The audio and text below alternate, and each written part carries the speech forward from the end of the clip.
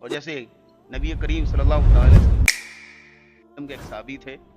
ذرا دیہاتی آدمی تھے، ہماری طرح پینڈو آدمی تھے، تو رسول اللہ صلی اللہ علیہ وسلم کے لیے نا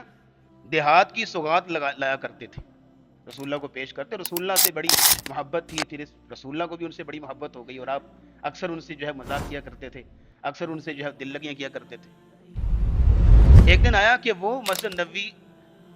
مدینے میں جو بازار وغیرہ لگتے ہیں وہاں اپنی کوئی چیز فروخت کر رہے تھے، آواز لگا رہے تھے، کچھ بیچ رہے تھے، اور ان کا منہ دوسری جانب تھا، پیچھے سے رسول اللہ تشریف لے آئے۔ اب دیکھیے کہ اللہ کے ہاں جو مقبول جس کو ملتی ہے، بعض لوگ سیدھے سادے ہوتے ہیں بیچارے،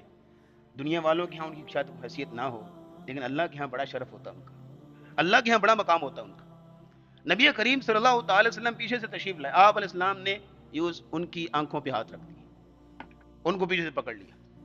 اور آپ علیہ السلام نے آواز لگائی، من یشتری ھذا العبد، من یشتری ھذا العبد، دل لگی میں، مزاح میں ہے، آپ نے کہا یہ غلام کون خریدے گا، ہے کوئی خریدار اس غلام کا؟ تو اس پر وہ صحابی آواز تو پہچان گئے، تو ہنس دیے، مسکرا دیے، کہنے لگے یا رسول اللہ مجھے بھیج کے آپ کو کیا ملنا ہے، میری کیا حیثیت ہے، میری کیا قیمت لگے گی، میری کیا ویلیو ہے،